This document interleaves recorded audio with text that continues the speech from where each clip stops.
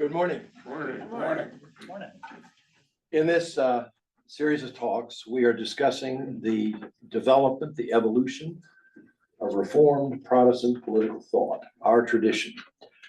A year ago, in this same time period, I discussed the foundations, the laying of the foundations of Reformed Protestant political thought in a period running from the 1520s and 30s, when the very first formation of the Reformed Protestant tradition began to take place, all the way up to the end of the next century, the 1690s.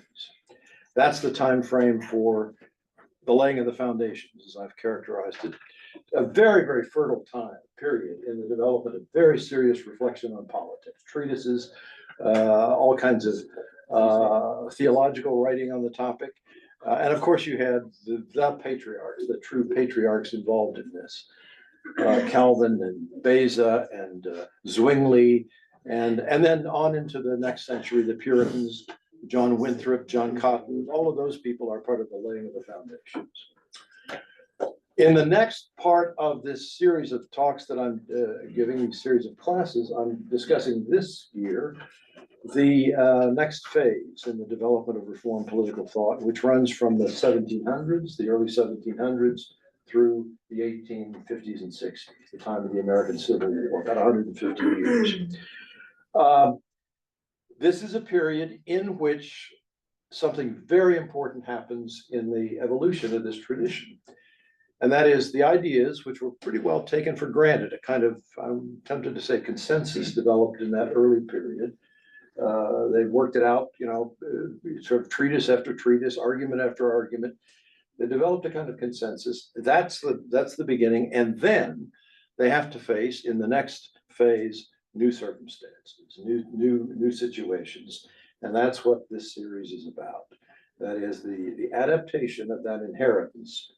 And it was mostly valued and thought to be really precious by the people I'm talking about in this phase. Adaptation of that to new challenges, new situations. And by the way, that's the logic of always of traditions. You've got something you inherit from the past, and then you confront something that the founding fathers didn't confront, and you have to adapt to it.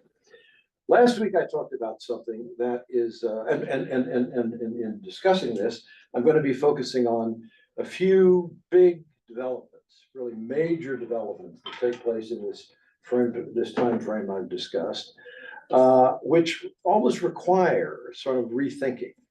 And last week I talked about the revolutions, the social political revolutions that emerged in this period. Of course, the big ones being the American and the French. And it was, to use a very anachronistic phrase, on the radar of these figures I'm talking about here. Very much there was this phenomenon of revolution. How do we respond to revolution? And last week I talked about a lot of having to do with that. And I want to stress, in my opinion, a momentous change takes place. This is from last week. A momentous change takes place in this period precipitated by the focus on revolution. And that is, they migrate away from the great ideal, which was the sort of central ideal of the founding period of the Holy Commonwealth, Massachusetts Bay Colony and all of that. We're going to get power. We're going to use power in order to create a society which is run by righteous people for the creation of an environment conducive to righteous living.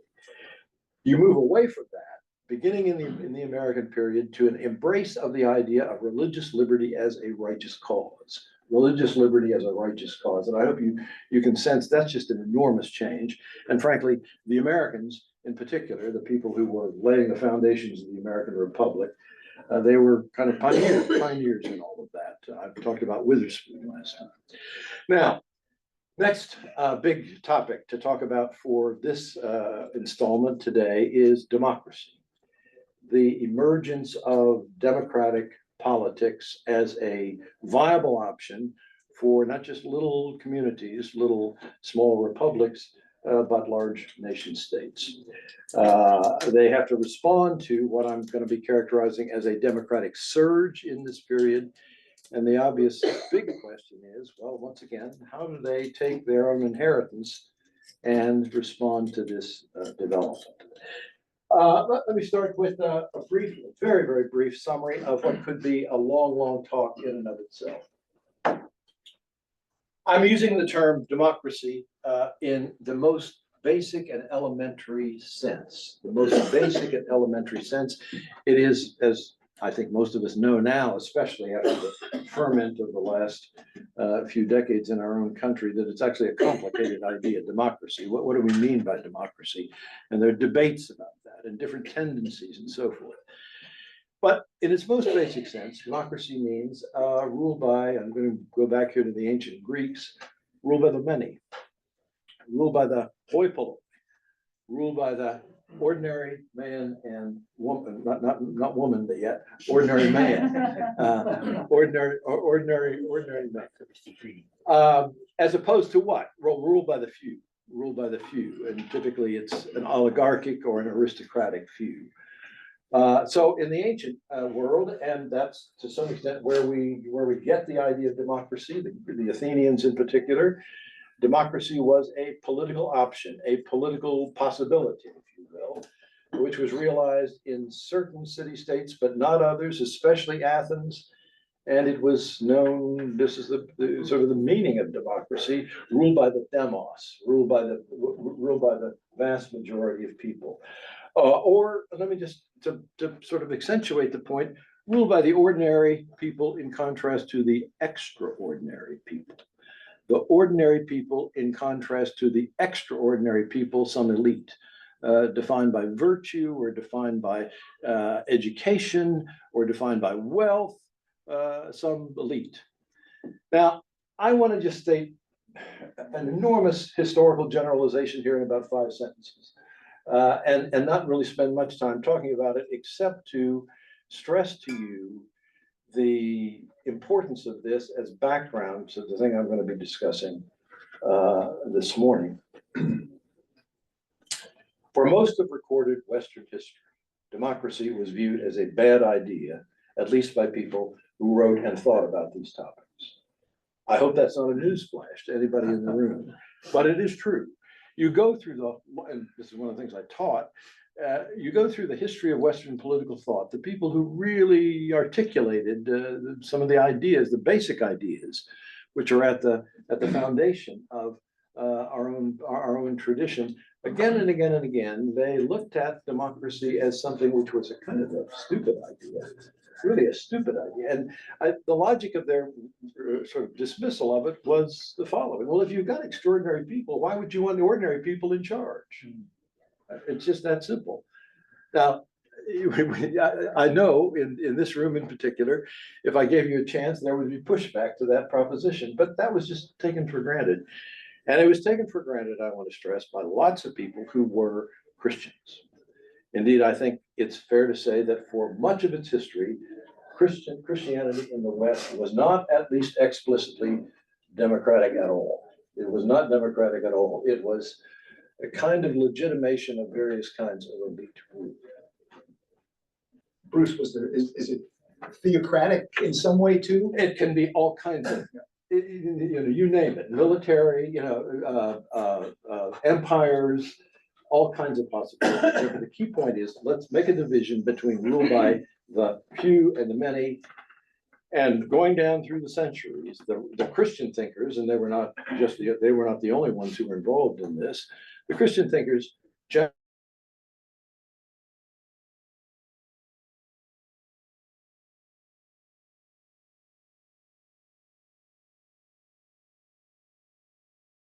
in Protestant thought.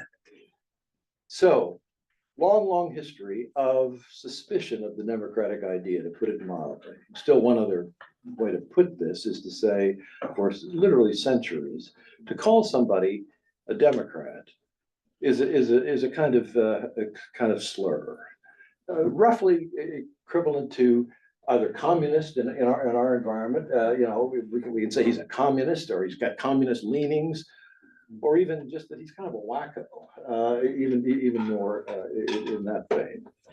Then comes, and I hope this triggers already in your mind questions I'm not going to begin to answer, a surge of democratic thinking in the late 1700s and on into the 1800s, which really is profoundly transformative of politics. There is a surge. And beginning around the, I would say, early 1800s, democracy becomes a force in political life. As I'm talking about Europe here, a force in political life. But at the same time, democratic ideas begin to acquire a respectability that they didn't have before. And those are related. There are pressures to democratize. You might say the common man or leaders of the forces representing the common man are insisting upon some degree of involvement on their part in public life. And then serious thinkers begin to articulate ideas which make that respected. So that's the background. So we've got a circumstance in which for centuries, very little enthusiasm toward the democratic idea. And then in the late 1700s and early 1800s, it begins to change, and it's been changing ever since. You might say that. What's this, what's the reason for the surge, apart from the leaders? Wonderful question. Adrian Steele has asked, what is the reason for this? And if I were even to begin to utter a sentence on that, that would be another lecture. That is the question, Adrian. I will say I'll offer just a couple of sentences. This is a period in which, from my point of view, you begin to feel more fully the full political implications, consequences of the Reformation. That's one way of thinking about it. They're sort of working themselves out. And in this period, for reasons I'm going to get into, but also this is the age of the Enlightenment and the scientific revolution and the emergence of a lot of talk, secular talk about human rights. You put a couple of those things together and then there, of course, they're just historical circumstances. The American experience was democratic from the ground up long before the founding of the Republic. And once that gets fully articulated, et cetera. Is that a hand back there? Right. Yes. Would another possible cause be the Industrial Revolution? No, that's premature. but that's a very good thought. I would say the effects of the Industrial Revolution does begin to unfold in this period, but its political effects come about 50 to 75 years later. That's more the post-Civil War era.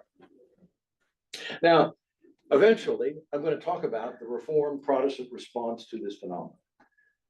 But that'll be much later because I want to set the stage for that by talking about the history of Reformed Protestant experience and thought on this topic. We need the next slide.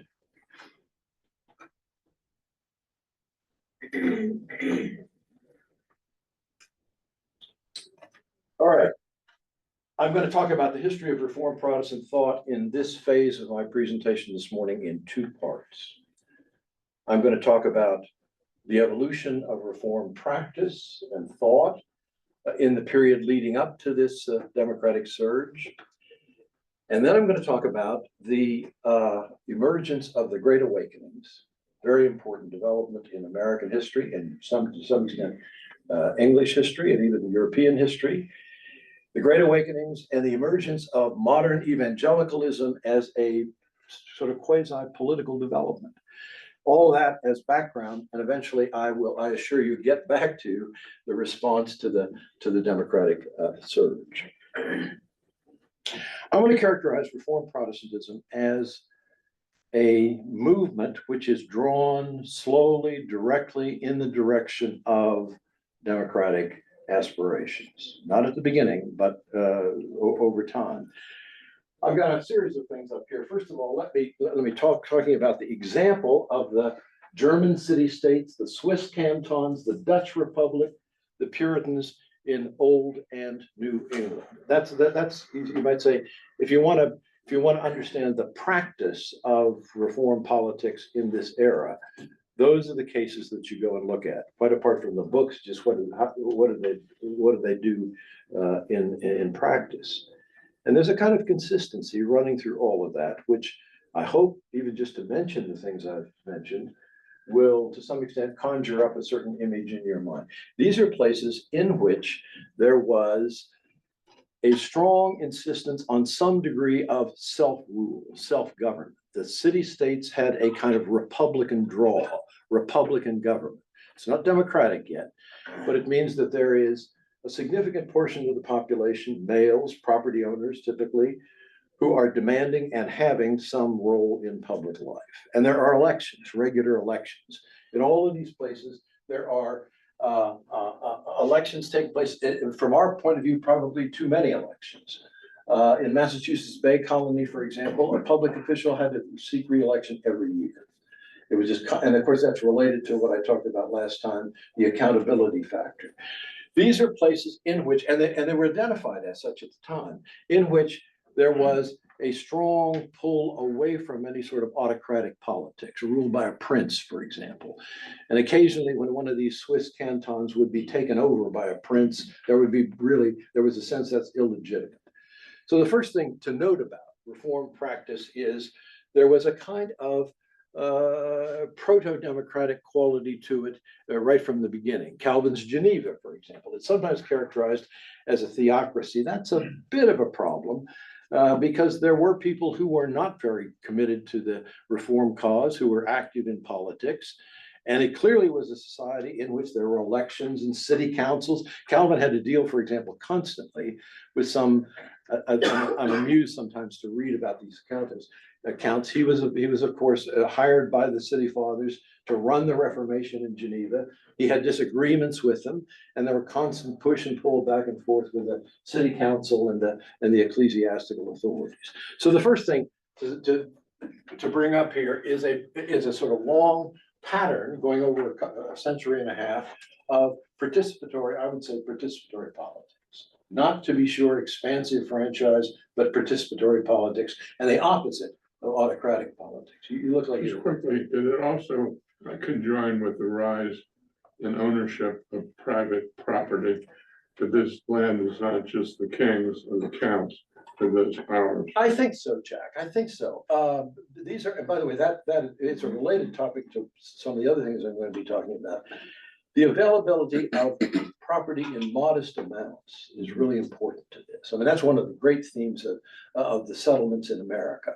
The availability of land in modest amounts, which could therefore be, and relatively cheap land, which therefore meant that somebody could qualify for participation in public life, even if there was a property qualification, that kind of thing, as opposed to the great landowner who represents an utterly different kind of power.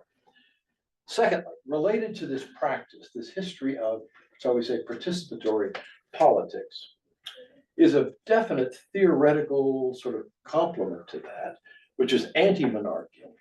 I said last time, and I'll just keep hammering it, all of those patriarchs at the beginning in the Reformed Protestant tradition were deeply suspicious of concentrated power. And where is concentrated power? Above all, some monarch, especially some monarch who claims absolute power. I mean, they were just systematically opposed to that and used very, very direct theological arguments in criticism of that. Well, who is this monarch? This monarch is a sinful human being like all the rest of us. Why is it appropriate to concentrate power in the hands of that kind of person? Also, of course, the idea of power being restrained by law. I proudly affirm that as part of the Reformed Protestant tradition because it's the root of constitutional government. The idea of constitutional government, that's right, it's right there. An insistence. And by the way, our spiritual forebears insisted that that was a biblical theme, that if you went back, especially to the Old Testament, it was power when it was correctly exercised, always within certain restraints set by law. Another thing, however, which is perhaps even more explicitly relevant to this topic that I'm discussing this morning is the preference most of them had. Calvin is very explicit about this in the concluding chapter of the Institutes, a preference for what are called mixed regimes. Mixed regimes. Now, what does that mean? It's a very important idea. If you go back to that ancient idea that there are basically three kinds of government, monarchy, aristocracy, and democracy, then mixed regime means what? A mixing of those three elements. A mixing of an aristocratic element, a democratic element, and in an American setting, you can say, and the idea of the chief executive, or somebody who wields power in that very concentrated way as a quasi-monarchical figure. Calvin's view was that, and by the way, it's not too much of a stretch to say this is an anticipation of James Madison, that you need to have all three elements because they all represent something important to public life, especially, they represent something important to public life. And ideally they should work together, but they should also check one another. They should work together, but they should also check one another. Now, that's the root of the idea that there is a Protestant Reformed foundation to what emerges in Federalist 10, James Madison's famous exposition of the logic of the federal system. So, preference for mixed regimes. I hope you see that's not quite democracy, it's not pure democracy. It's saying you need a democratic element, but you also want these other things. And then another very important part of this, which if you went to, we were talking about, somebody mentioned Puritan sermons. Who mentioned Puritan sermons early at the beginning? If you heard many Puritan sermons, you would hear often a discussion of the politics of the Old Testament. The politics of the Old, you might say, what are you talking about here? Very big thing. The politics of the Old Testament. They turn to the Old Testament much more than the New Testament for the grounding of their politics. And they told a story. The story goes like this. Israel originally was not a monarchy. Of course, we all know that, but let me just stress it. Israel was not originally a monarchy. It was a federation of tribes. Federation of tribes. As a political form, it was an aristocracy. Or you might even say an aristocracy with some mixed regime elements.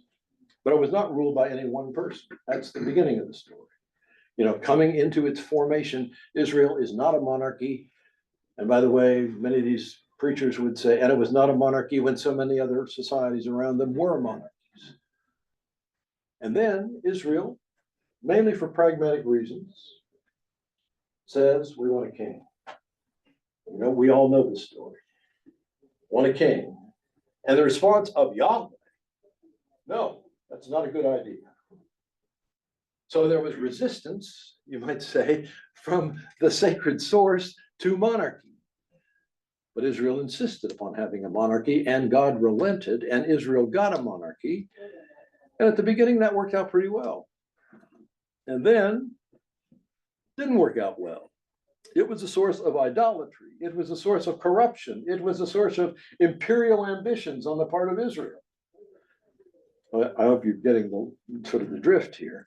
And therefore, their conclusion was that monarchy actually is not the preferred political form in the eyes of God. In the eyes of God, the best political form is something which avoids monarchy, and they drew the conclusion that it was some kind of mixed regime. And there was really a strong conviction that that was a kind of well-established biblical truth by the time the period of the founding is over. Another hugely important part of this, and we today, by and large, are just oblivious to how important it was. Protestantism generally, and Reformed Protestantism very, very much a part of this, did something that was politically very significant by simply inviting and legitimizing lay participation in the governance of the church.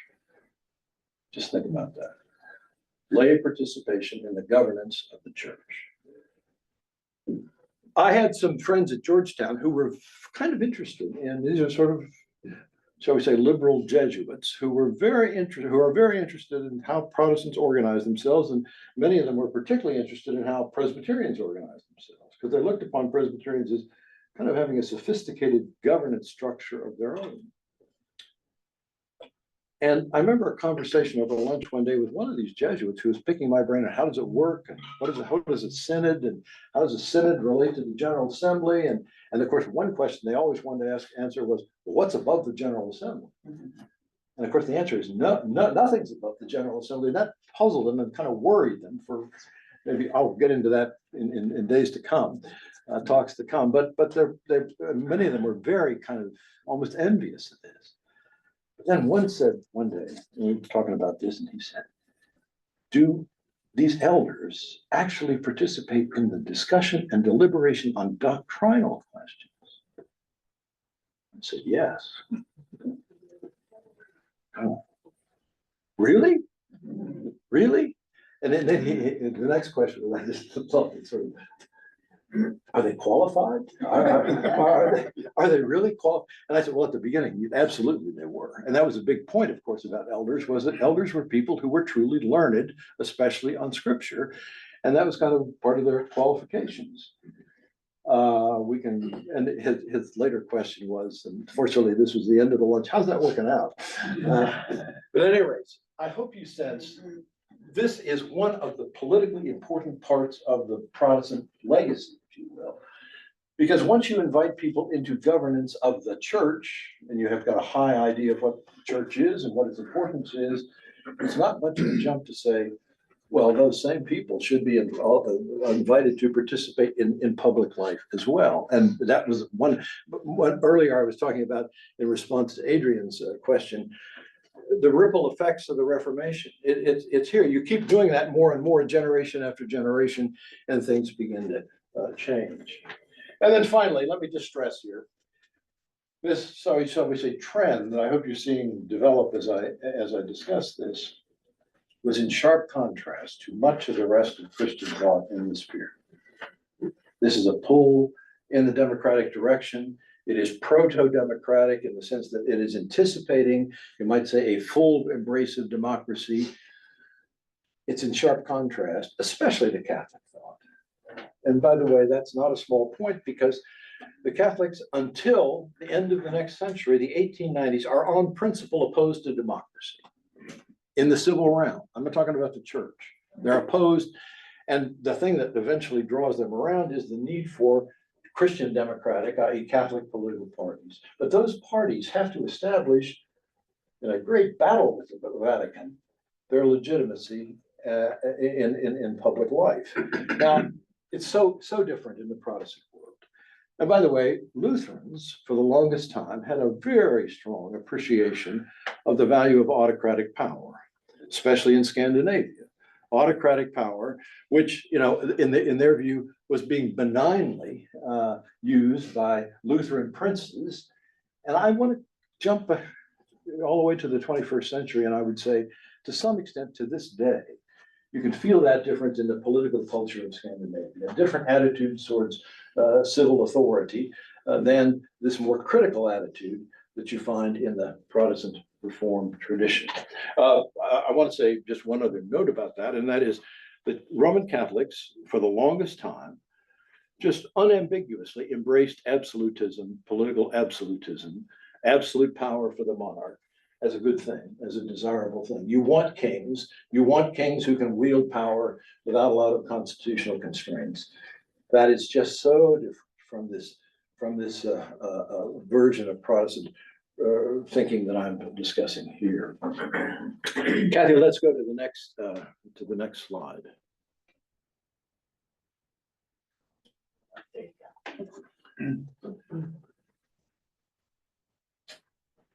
I've got a phrase up there that I hope catches your eye. The democratization of Reformed Protestantism.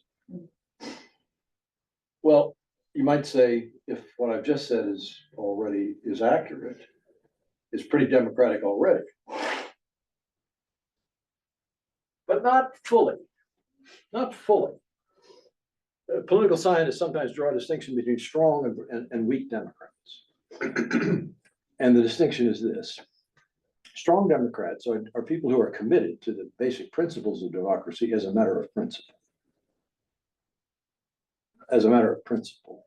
Weak Democrats are committed to democratic principles and practices as a kind of means to another end, instrumentally, not necessarily as a matter of principle. Democracy is a good thing here and now, but maybe not some other place, not some other time. By the way, there's been a lot of thinking about that in that vein on the part of Western thinkers about the countries in the so-called developing world. Democracy is good in principle, but not now for them because they're not ready for it. That's a kind of weak democratic view, as opposed to very consistent claim, it is just the right thing to do, period. At any rate, strong Democrats, weak Democrats. You could say that Reformed Protestantism for the founding period was somewhat less than strong in its democratic affirmations. And then something happens in this same period that I'm discussing in this set of talks, 1700s through the early 1800s, that alters that. And that is the Great Awakenings. Now, I don't know how much you know about religious history, particularly American religious history, but this is a very important part of that story.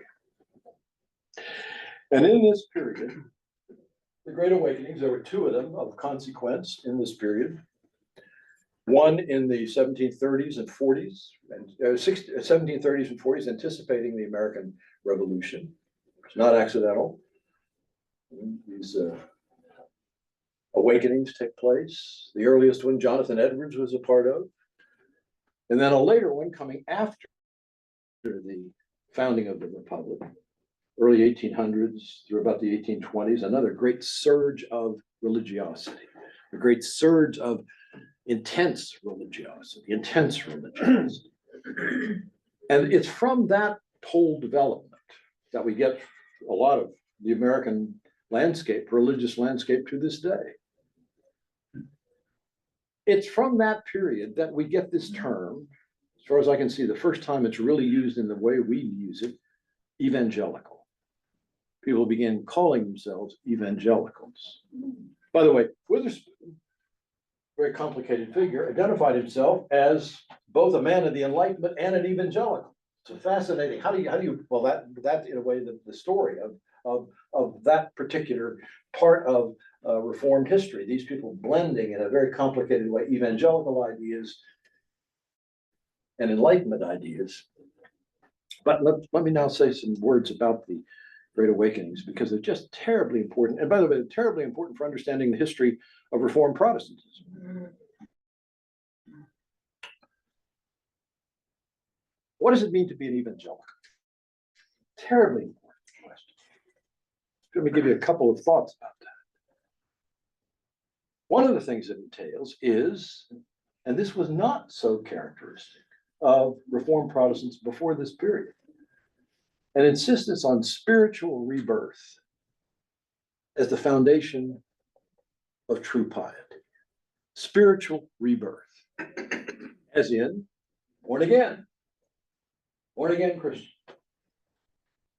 Wasn't a big theme, was not a big theme in Reformed Protestant thought before this period. And people talking about their experience of rebirth.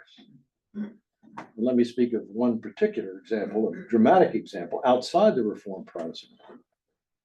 Some people have said that Methodism owes its, and it's from this period, Methodism owes its creation to an spiritual experience that John Wesley had as a student in his days at Oxford, in which he characterizes retrospectively. He says, I was kind of leading a dissolute life, and then my heart was strangely warmed. You've heard, if you have any Methodist experience, you've heard that phrase before. My heart was strangely warmed, and I became a new man. And of course, he characterized it as, you guessed it, Pauline. I'm having a Pauline experience. And that became, at the beginning, and you can see this, by the way, playing out to this day in some of the struggles in Methodism, that became in Methodism a kind of almost a defining feature of what it meant to be a Christian, what it meant to be a true Christian. So that's one part of it. Born again. Born again. And my guess is in a Presbyterian gathering, there's some attraction to that, and I'll get to this in just a second, and also some repulsion.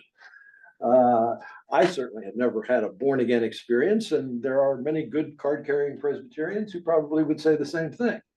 So, but this becomes, in that movement, I hope you see why this is so distinctive, this becomes a really important part in the evangelical understanding of the Christian life of what needs to happen for your life to be truly redeemed. That's another word. So born again. Another is the following. What does it mean to be an evangelical? It means to be very anxiously concerned about the spiritual well-being of your neighbors, and therefore to do what? To be an evangelist. Preach the gospel to those who have not heard it, and as much as possible to see that they are converted. Conversion is part of this.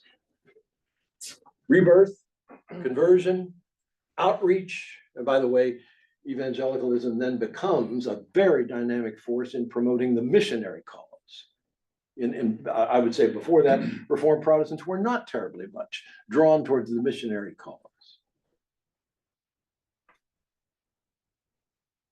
But a third part of this, I hope you're getting a picture here. It's a picture we're all familiar with. I'm just trying to nail down some of the particulars of it. Very strong emphasis in evangelicalism on heart as opposed to head. I'm not talking biologically. Heart as opposed to head. A religion of the heart. And people who were involved in this whole effort were very anxious to what? Do a kind of preaching which spoke to the heart, moved people as opposed to what? Just made arguments. And I hope you're sensing already once you get this thing out there in the religious world, especially among the religious world of Reformed Protestants, there's a tension developing, because if you went to a good Puritan church, for example, you heard a lot of rationalistic arguments. Sermons were typically 2-3 hours long, and they were more like seminar papers. Appeals to the logic of this or that, as opposed to what? Well, the heart, and I would say now the heart with a little Bible thumping going in there, you know? And also, very important theme of this movement, a new kind of music.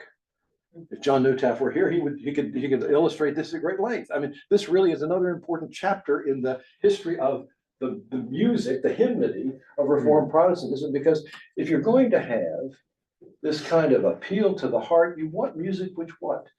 Well, it stirs, it excites, or conversely, it really, if the music works well, it just sends you into a state of worry about your soul. Oh, I was sinking deep in, All right. These movements were the Great Awakenings, the two Great Awakenings, had all of the qualities that I've just suggested. But they were also, to some extent, orchestrated. And they orchestrated a whole new style of church life and more broadly religious life in a kind of imaginative way.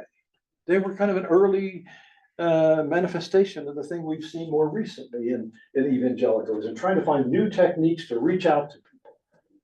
Now, their technology was pretty primitive by our standards, but they thought, for example, many of the earliest, George Whitefield, for example, the guy who really just powerfully moved it. Apparently, Whitefield, who was an Anglican preacher, came to this side of the Atlantic, fascinated Ben Franklin. Franklin was so intrigued by him that he invited him to lunch several times just to talk to him.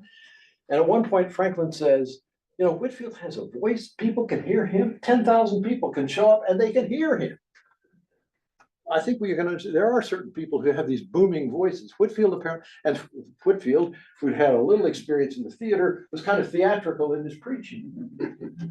So, and of course, Franklin also reports his astonishment. He said, it looks to me like thousands of people are being converted here, right just where? Not in church, on some street corner or in the field.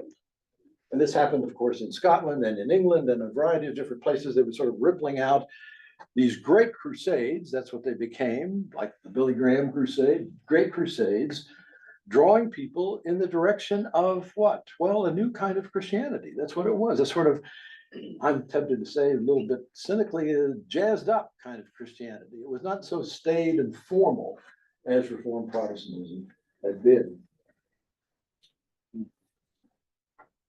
Now, let me say a couple of things about it which are going to, I think, intrigue you in their preview of coming attractions. How does this relate to democracy? It relates to democracy in this very specific way, in many ways, but this way in particular. These movements were even though they were led by, people of enormous gifts, leaders. They couldn't have happened without extraordinarily gifted preachers. They involve a really fundamental shift in the way people use the Bible. Back to that core idea of the whole Reformation. And the fundamental shift was this: read the Bible for yourself. Make of it what you think is appropriate. And then to dot the I, no particular expertise is necessary. No particular advanced knowledge is needed. Just read it. Now, of course, this was accompanied by an interpretation from the pulpit or from the street preacher or whatever. It always had a certain theme to it. Nonetheless, the idea was, Carl, you read the Bible, read it for yourself. Think for yourself. Don't take the word of any expert. Of course, the expert in a sense is saying this, but don't take the word of any expert. And then this idea. The basic ideas of the Bible are not that complicated. Pretty simple. Pretty straightforward. And what emerges out of this is something which I think is, historians have said this is one of the most important developments in American culture, quite apart from its religious life. And that is the emergence of a type of interpretation. Now, we haven't got it up here. I should put it up there next week. A type of interpretation that has come to be labeled common sense literalism. Common sense literalism. You don't have to, the words of the Bible are not to be taken in any way other than literal.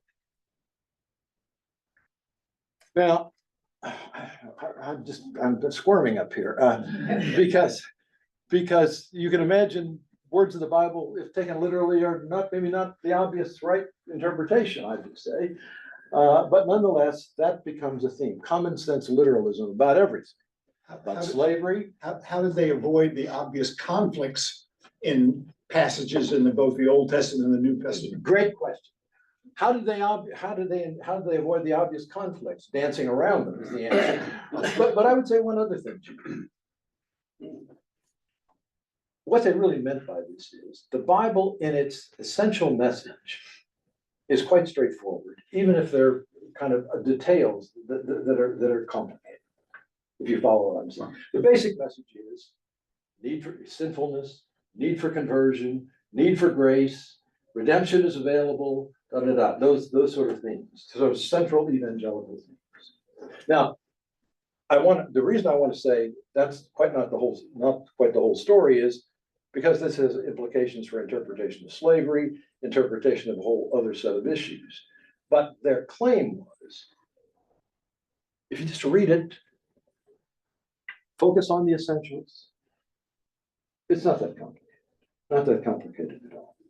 How does this track with the expansion of schools, which were higher education? Sure. Many of which were founded in order to train preachers and theologians. And so how does this emphasis on an educated clergy, which starts with this square with the you don't need to be an expert? How does this, let me ask this wonderful question. How does this square with this emphasis in the Reformed tradition in particular on the need for an educated clergy and seminaries and all of that? Let me now address that directly. American Protestantism in this period splinters into two quite different currents, seriously in tension and conflict with one another. It will not surprise you that certain groups and certain churches, certain denominations were more attracted to evangelicalism of the kind I've described than others. And there's a fissure, a division that begins to develop in American Protestantism in this period, which has the following care. This is an answer to your question. There were people, group denominations, who were drawn to this in a kind of way that was dismissive of the value of an educated clergy. And in particular, these people were Baptists, Methodists, disciples of Christ. By the way, another thing that happens in this period is that the evangelical surge produces new denominations. Disciples of Christ is a spin-off from the Presbyterians. They were the people who were more inclined to embrace a, shall we say, populist as opposed to an elitist version of the Christian religion. So you have people like that, Baptists, Methodists, disciples of Christ, over against whom? Well, over against, in particular, Anglicans, Congregationalists, Unitarians, and they would sort of bitterly contest one another. As the Great Awakenings unfolded, especially the second one, there were just polemics. Basically, the sort of revivalist camp said about the other camp, one of the more famous statements on this, we have now in that camp unconverted clergy. The danger of an unconverted clergy. You know, of course, the other side was, well, you're right. We're unconverted, and we don't buy that particular interpretation. Congregationalists on the whole, and then, by the way, New England was the place where the resistance to this stuff, which was much more popular on the frontier and in the southern colonies and so forth, began to develop. I haven't mentioned the Presbyterians. I haven't mentioned. Save the best for last. Exactly. Now, it will not surprise you to hear that Presbyterians were sort of in the middle on this. And there actually was division among Presbyterians, in part over this issue. There were people who were drawn, New Light Presbyterians, who were drawn to the sort of evangelical surge and participated in it, and it developed a kind of version of Reformed Protestantism that was more evangelical. And another group, centered in particular in the sort of the old established educational institutions who were not having any of this and pushing back against it, and really kind of mocking the idea that reading the Bible on your own is suitable. You needed to have guidance, you needed to have, etc. You can imagine that argument. And those people said very strongly, you need to have educated clergy and clergy whose views can be tested by appropriate judicatories to make sure that they've got the right stance. Now, having said all that, let me now tie this to oh, by the way, just one other thing I should mention here is one of the most fascinating characters in all of this story that I'm telling is a man called Charles Finney, who is a Presbyterian. And he is one of the more distinguished leaders of the evangelical surge. He was a lawyer who had underwent a conversion experience in New York State, and then began a kind of informal career as an evangelist, Presbyterian evangelist out there promoting a version of Reformed Protestantism, which is much closer to the Baptist and Methodist than the old light version. Charles Finney has been the subject of many biographies because another thing, because let me finish that sentence, because he was such an interesting example of the whole style of evangelical Protestantism. He later became the president of Oberlin College. Isn't that interesting? Oberlin College, a kind of a center for sort of that kind of Reformed Protestantism. Yeah, for abolition. And well, let me stress that, an abolitionist, absolutely. And a current, not all, but a current of reform of the evangelicals in this period become fervent abolitionists. And you can see how that would lead into a kind of abolitionist politics, a sort of politics of the heart, calling people to repentance, calling in particular slave owners to repentance, etc. Next slide. Bruce, just a curiosity that how this strain of thought moved towards abolition, but it didn't seep south. The abolitionist part did not. cease. Yes, yes. Exactly. How was that orchestrated? Somebody need to pick it up. I would say, oh, let me get into this now. I think some of the answer will become clear. Okay, Now, a quick summary statement about democracy in America. From the time of the struggle for independence up through the founding of the Republic and beyond, the emerging American nation was perceived by everybody who really was well informed about it as a place where an unusually high level of democracy was being achieved. Democracy in a certain sense. It was the democracy of males, of course, of white males, and it was the democracy of property owners, but still it was much more democratic than anything on the other side of the Atlantic.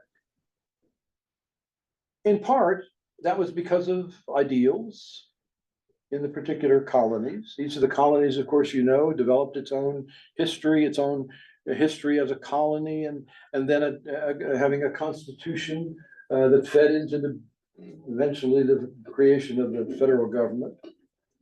Those constitutions typically involved some rules and regulations about the suffrage. These were places that had at least some elections for what we today would characterize as state legislatures. They had a governor appointed by the monarchy, but they had a state legislature. State legislature was popularly elected. And this is the key democratic element, or maybe two democratic elements. Number one, even though there was a property qualification for voting, almost without exception, it was a low property qualification and land was widely, freely available. So the number of people who were restricted from prevented from participating in public life was comparatively small, in contrast to England, for example, where the property qualifications tended to exclude the vast majority of the population. So you had to begin with, by the time of the Republic, certainly by the founding of the Republic, a relatively democratic politics, with the exceptions and qualifications that I've indicated. But still, it was, as the Federalist in particular said, the people who founded responsible for creating the Constitution and refounding the country, if you will, after the Articles of Confederation, coming to sort of do a redo of the government, restructuring of the government at the time of the creation of the federal government on the new basis in the late 1780s. There was a pretty high degree of democracy, but not certainly by our standards, strong democracy. What happens in the period after the founding of the Republic is that in the first part of the 19th century, especially the 1820s and 30s, is a surge for even greater democratization. And we associate that, of course, with a familiar figure, Andrew Jackson. The Jacksonian movement was a kind of, it's been characterized as a revolt against elites, a Western revolt against elites that were perceived to be governing in ways that were antithetical to the interests of the common man, especially the common man on the frontier. And in that period, you get a further sort of restructuring of the suffrage in such a way that an even larger percentage of the population are allowed to vote. I read a characterization recently which says that in terms of something approaching a fully expanded franchise, the first real democratic election that this country had was 1828, with its sort of triumph of the Jacksonian movement. So you had this surge of, this is what I talked about earlier when I said the democratic surge. You get an insistence on and by the way, the people who promoted this insisted that this was the real democratic, the real American promise. The real promise of America was a more fully democratic society. How did the motif, if I can break in, of the priesthood of all believers, where did that motif or that sort of assertion flow in and out of this? Priesthood of all believers, of course, is Luther. Right. Let me first restate the question for everybody, so we've got the people online involved as well. Jack's question is, where does the priesthood of all believers fit into this? I think it's a fascinating sort of thing to wonder why in Luther's idea, who was the source of that, it had very little direct implications initially for church government. Now, Calvin really didn't affirm that idea very strongly, and yet in the polity that emerges under his leadership in part, you get the embodiment of that. And by the way, just a crucial question is, to what extent is lay participation in the governance of the church biblical? In my opinion, just as an aside, at least the explicit textual warrant for that is weak. There's some things that the Protestant Reformation produced that are very explicitly biblical. That one, not so much. Maybe we could have a long discussion about it. And you can do some creative things with the story of the New Testament church and so forth, but it seems to me there is less explicit warrant for that than one might think. In other words, its emergence had to do more, I think, with the critique of Catholicism than what was actually in Scripture. Mm-hmm. It's a great question, and I think that's what I want to say about it for the moment. Did I see another hand? All right. What you have in this period, and the Jacksonian movement is just one manifestation of it. Let me give you another one. The Chartist movement in England. At the time of the outbreak of this movement in the 1820s and 30s, less than 10% of males, free males in England, are eligible to vote. Less than 10%. Talk about an oligarchic regime. And there's a huge protest in highly democratic terms by this movement, the Chartist movement, which is made up in large part of Protestants and Protestants of a certain kind. They tended to be the dissenting churches, not the Anglican church, but the dissenting church. It won't surprise you. And they are people who are typically informed by the kind of thing, inspired by the kind of thing I've been talking about. Chartist movement was brutally put down, but it achieved a great reform. And the great reform was this: that in the 1830s, the Great Reform Act of the English Parliament, less than 10% jumped up. Well, 15% can now vote for parliamentary elections. And in England, it took several such revolts, 1830s, 1860s, 1880s, until finally, toward the end of the century, you get in England something approaching universal male suffrage. And all the way along, there's a famous battle that takes place in Trafalgar Square in England in the 1860s over expanding the franchise somewhat. And John Stuart Mill, who's very active in that effort, at one point says, we're very close to revolution on the issue of, that is, insurrection, on the issue of the vote. Was it tied in to their status in society? Were they merchants? Were they donors to the church? Was it? How did that emerge? I think it's very clearly that this was aristocracy still holding on to a lot of power and getting a resistance from men of property of some substantial power. And then there was this lower class element, the Chartist movement, who were sort of pushing that, and the men of property were reluctant to embrace it fully for obvious reasons. But I just want to stress, that country, which historically has been held up as a great model of modern democracy, was not a democracy until really the beginning of the 20th century. Now, so you have these surges: Chartist movement, Jacksonian movement. There were comparable things in France, in one place after another, kind of surges of democratic politics. And the obvious question, now I finally get to it, is what was the Reformed Protestant response to that surge? And the answer is this. Of course, it depended on which branch. Are you talking about the Bible thumpers, or are you talking about the people at Princeton seminary, which camp? Generally, the response was, shall we say, cautiously affirmative to this surge, cautiously affirmative.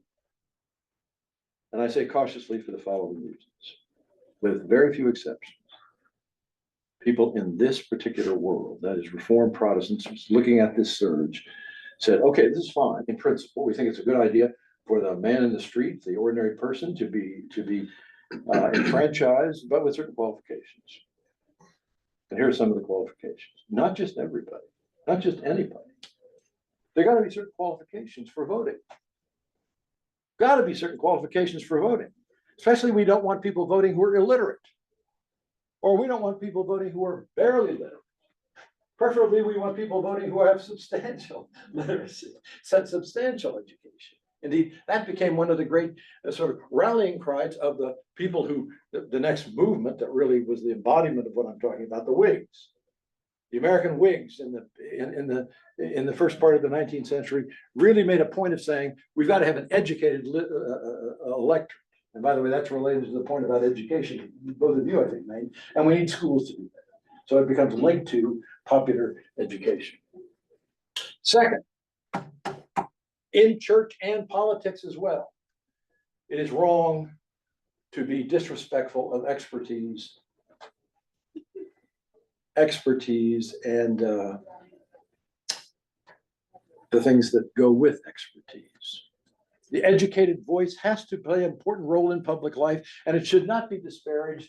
And there was a strong tendency among these Whigs, in particular in the 19th century, to say, the common man per se, the common man is really not qualified to hold public office.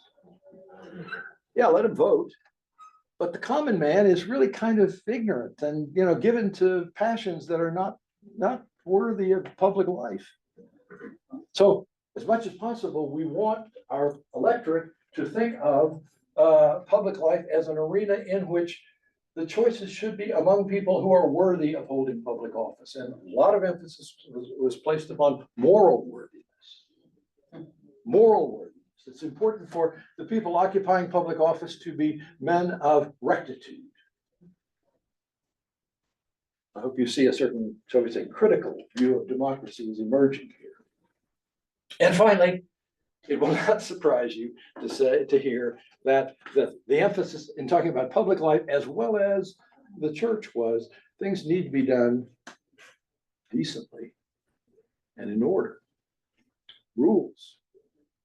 We don't want to have willy-nilly people doing whatever they want to do. They need to be, the conduct of public life needs to be structured in terms of rules and regulations, and what largely the argument there on grounds of fairness, By the way, one other element that was oftentimes woven into this, I would say rather critical view of democracy. Yes, but, was an insistence that it simply was wrong to think that what was popularly decided was right. Say that again. One eloquent voice on this was Lyman Beecher, who was an abolitionist, by the way. Abolitionist, and part of the kind of the middle ground that Presbyterians tried to occupy. He said one time, just very simple sentence, he said, elections do not decide what is right. Elections do not decide what is right. And the implication was you do not want uncritically to embrace the voice of the many.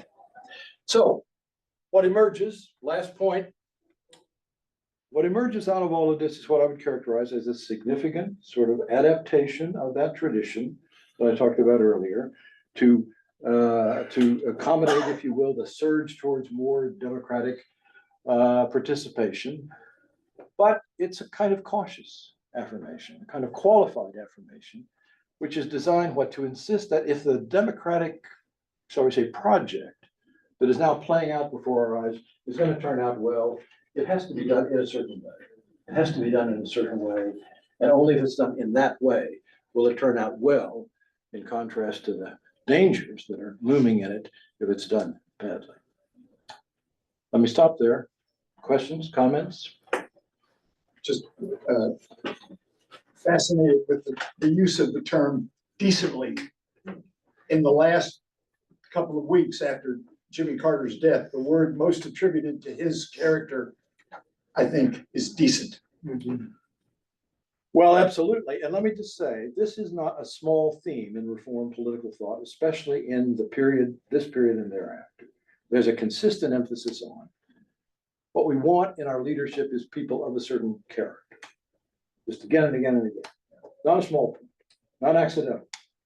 And by the way, one of their concerns about democracy was, well, sometimes the choices that Democrats make, and they had in mind Andrew Jackson in part, sometimes the choices Democrats make are bad decisions on grounds of character.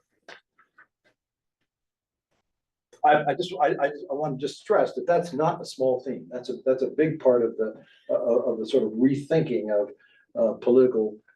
Yes. What were the factors that led to the first Great Awakening? I don't quite understand that. Again, a wonderful question to which there is not a simple answer. Well, let me just illustrate that. Well, Jonathan Edwards was one of the key figures, the origin, the great Jonathan Edwards, 1730s. This is before the American struggle for independence.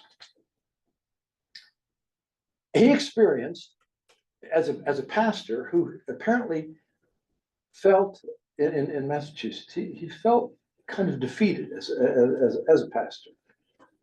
And he says, in characterizing the Great Awakening, he says, for the longest time, I felt my preaching fell on deaf ears. I'm paraphrasing. It just fell on deaf ears. It didn't seem to provoke any sort of significant response. And then he said, for reasons I don't understand, there began to be an awakening. And he said, people seem to be responding. He said, I don't think I was doing anything different, but I sensed this kind of sort of resonance about the things I was preaching in the hearts and minds of the people who were listening to it. And he said, the other thing is, it wasn't just in my church, it was in other churches. Now, that's not an answer. That's just the beginning of trying to tease out a sort of puzzle. I will say that I think this was a period in which a number of church leaders were sensing that there was a kind of draining, sort of fading of the spiritual energies created by the Reformation. They'd sort of rippled down. They'd been going, for a long period of time away from that original inspiration. And then it seemed to be sort of drying out or fading. And their own interpretation of this was, it was providential. But I also think it's just equally important to say the emergence in this period, and Edwards is not one of those, of some really charismatic, effective preachers who somehow figured out a way to do church, if you will, in a different way.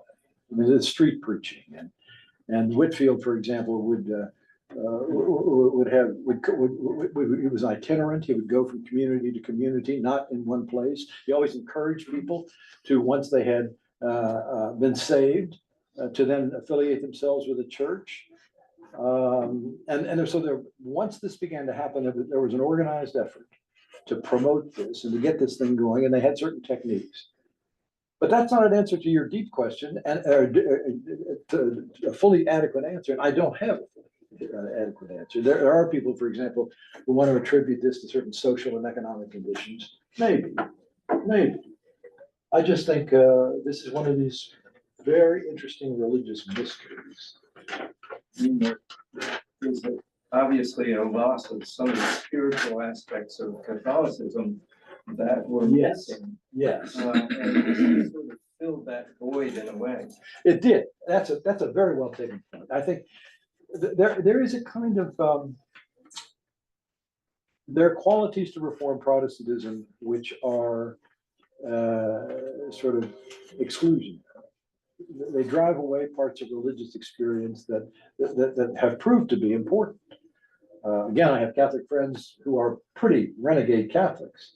And occasionally I've had the temerity of asking them. And the answer always is something like, well, I really appreciate what you Presbyterians do, or you Lutherans or whatever, but it doesn't really it doesn't really suit my spiritual needs and aspirations.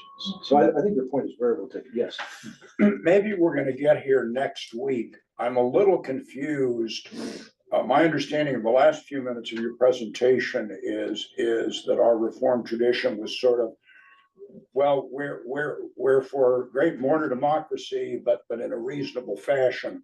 I'm a little confused as to how that correlates with the evangelical movement and what you've been trying to explain. Yeah, okay, good question. How does my ending correlate with the evangelical movement? Shall we say the pure evangelicals, especially the Baptists, but also the Methodists and the disciples, that camp, if you will, were, shall we say, more unambiguously affirmative of enfranchising the common man. In contrast to this Presbyterian position, which was sort of middle ground, on the one hand, but on the other. And then, of course, the other camp that I mentioned are opposed to it. I think it's a bad idea. Does that help? Right. So you have a splintering of those churches on religious grounds, which translates into a rather clear, also political splintering on political ground. And on racial. Oh, race is coming. And on racial. Race is coming.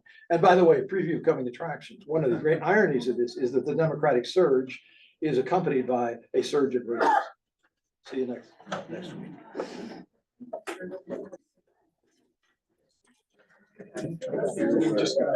I have a question that relates to my personal experience. Witherspoon is under attack by some forces. Of course. I'm just wondering how this progression of Edwards, Witherspoon, like James Madison was such a sort of kind of. Absolutely.